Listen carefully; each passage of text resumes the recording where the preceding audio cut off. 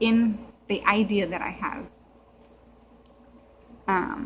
my dolls would kind of exist long after the original story takes place. And if that's the case, then Zara is like much changed from the character that I feel like she embodies. Zara was always kind of a rebellious, kind of free spirited person, I guess. She doesn't typically wear clothes. She doesn't really conform to society because she is one of the last beings that can actually transform into a wolf in the Greyloon population. She's very, very old. She is the last daughter of Mohar, who's essentially their god. So while I feel like she works in that situation, Zara goes on to find or start this new group of people called the Bryn. She's has a child, I think, and I just don't feel like she works in that situation. I don't feel like she is a mom,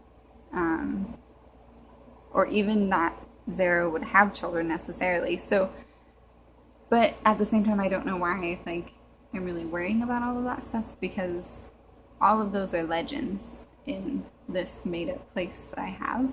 So if she is that character, she doesn't have to, none of those things about her have to be true.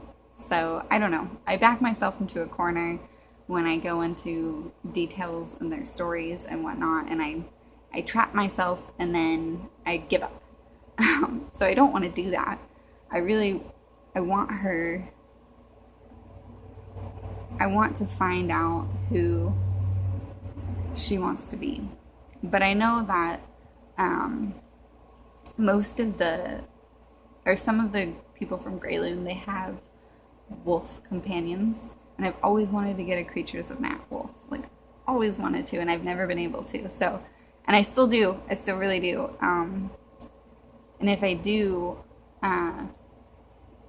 the people from Greyloon who have wolves, typically they emulate the markings of their wolves on their own face with paint or makeup or whatever. So I think these little marks here are somehow reminiscent of her wolf. And perhaps maybe she's not Zara. Maybe she's a descendant or something. I also have another character who's from the actual like video game idea, whose name is Soma, who is a descendant, or he is the son of Morhar, the last one. Like I said, Zara was the last like offspring of Morhar, but I think Soma in the video game idea is the last offspring of Morhar. He is a white wolf, which is very important to the Greyloon culture and the Greyloon, well, just in general, because they think the white wolves, or people that can turn into white wolves, are touched by the goddess Kessa, who's the goddess of the moon, who is not their goddess that they believe in, but she kind of has an equal place in their culture. Which I mean, if you guys are interested, I can go into detail on that stuff, but it's all in my brain. Like, so many layers upon layers of just ridiculous myths and stuff. But so Soma is a white wolf. He's part Morhar, part Greyloon, and part of this other race of being who are called the Dunker in my story. The Dunker is not what they call themselves. It's literally means in like the language, like digger of like like an animal that digs for its food, like grubs or bugs or stuff like. So they're like lowly beings. That's what they're called, and they also typically live in caves. So it's like a double meaning. But the Dunker are an enslaved people, and they're very strange looking because they're not, I guess, genetically pure to their original race. They're like a mix, and their genetics don't mix well with the rest of the population. So they have mutations and stuff that makes them look strange. They're also prone to sunspots and vitiligo, right? That's how you say that word, I think. Yeah, where they have patches of bleached skin or pigment-free skin. So going back in a big circle, the Minifee Chloe would be a Dunker, one of those people. So I don't, like I said, I don't know yet who I want my people to be. Maybe she's the daughter of Soma. Maybe she's a white wolf like her father, which I would have no problem with that, because her features are not 100%. She doesn't look how I would expect a Grey Loon to look.